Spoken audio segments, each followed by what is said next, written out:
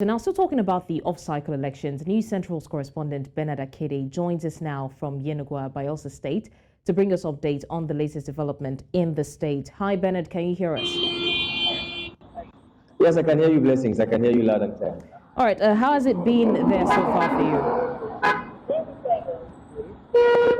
Well, we arrived in Bayelsa State here, Yenagoa, earlier in the day. There was heavy downpours at the time we arrived here, and that affected some of our movements. But eventually, we were able to move around. It's been clear already from what we can see that the state and this particular city, which is the state capital, is in election mood, as a matter of fact.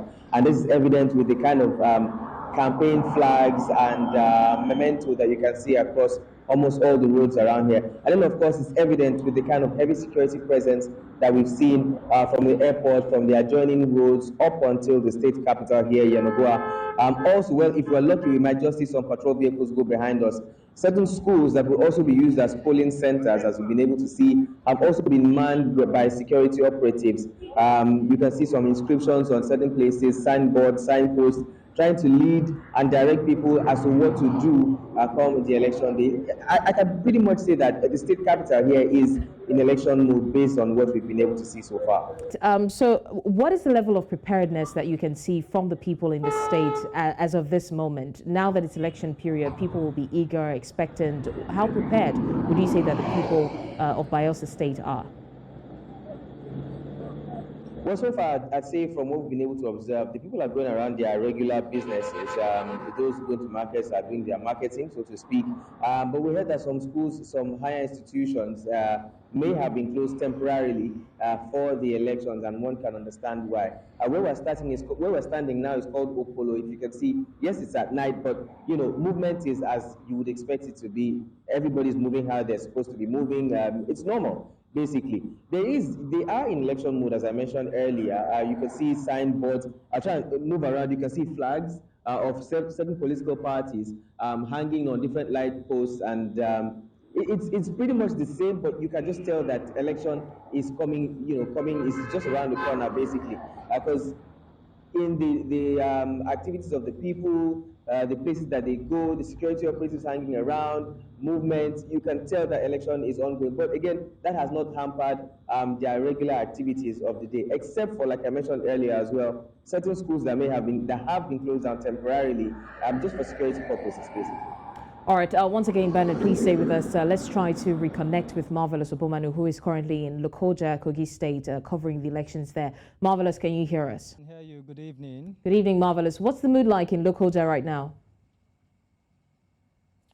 Well, the mood in Lokoja is that of expectation. You are aware that in the coming days, in 3 days' time, the state will be going to the polls to elect a new crop of leaders, talking about the chief executive officer of the state, the chief security officer of the state, and his deputy, which will be on Saturday. So the mood is that of expectation. We got to Lokoja around 2 p.m. in the afternoon, and what we observe is that, of course, there are a lot of party men and women going up and down.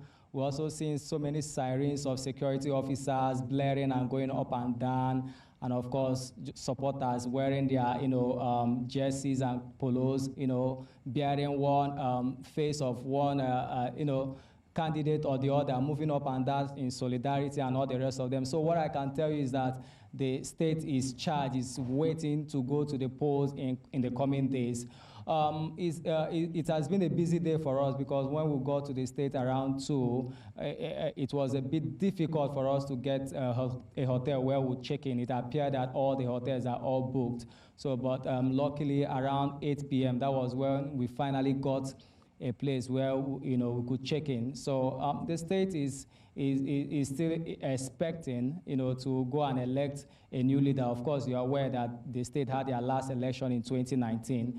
So all the 21 local government areas in Kogi State are all anticipating and waiting to go to the polls on Saturday. All right, Marvelous. It's a good thing you were able to get a place to check in. But very quickly, you did mention sirens blaring, and that brings me to asking the question, what is the level of security there in Lokoja at the moment? Now, we are not hoping for any pre or post or during election violence, but how prepared would you say that the state is in terms of security? Have you seen any patrol vehicles? Have you seen any security operatives at various standpoints in the state?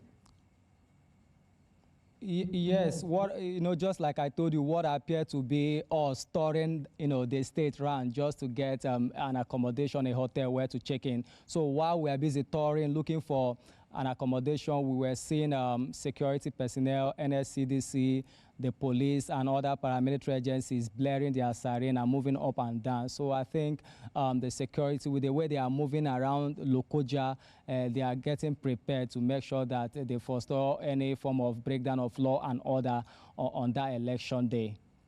All right, marvelous. I'll come back to you. But Bernard, in the meantime, what is the movement plan in Bayelsa State, in Ogwa, especially tomorrow? Has there been any curfew declared? How are they going to vote? What is the plan for movement? Well, from the information we have, everything is still normal. Movement plan is still normal. But for tomorrow, of course, and then for Friday. But of course, for the election day, Saturday, we know that movement is usually hampered. But we're getting to hear or to understand that even from Friday, movement to certain places might just be limited. And that's, of course, because we know that Bayelsa State is, I call it, a riverine state. One of the states in southern part, southern part of Nigeria that has a lot of rivers and distributaries around the state. So there will be certain places where people will vote where they have to cross the rivers. And we're coming to see that for those who will not be able to make it early on Friday, it might be a challenge on Saturday, the day of the election, or even late on Friday. So there may not necessarily be an imposed curfew from Friday, but there will be challenges with movement from later on Friday, leading into when the curfew will start, which will be early on Saturday morning. So from now through Thursday, through early Friday, movement is normal. Movement should be normal. The only thing is for anybody who will be trying to perpetrate or to cause any kind of trouble, the belief will be that security operatives will definitely put a stop to that, because there's been a huge patrol of security operatives all day throughout the town. All right, Bernard, in terms of coverage now, what areas are we expecting updates from with you and the team over there?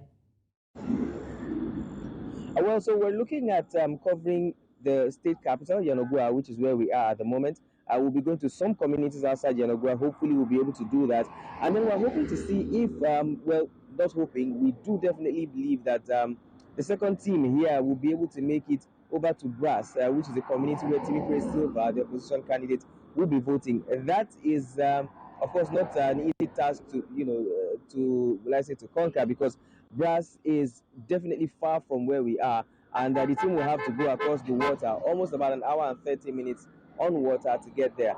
And so we're looking at having that kind of coverage, but in between those two places, of course, as we get to along the line somewhere in between, we'll be covering different polling units, different wards, different stations, until eventually we are able to cover enough ground, and might I say enough water as well as we can. All right, Bernard, please stay safe as you do the coverage. All right, please stay with us. Marvelous. What's the plan for movement as well? What areas are you going to be covering in Kogi State tomorrow?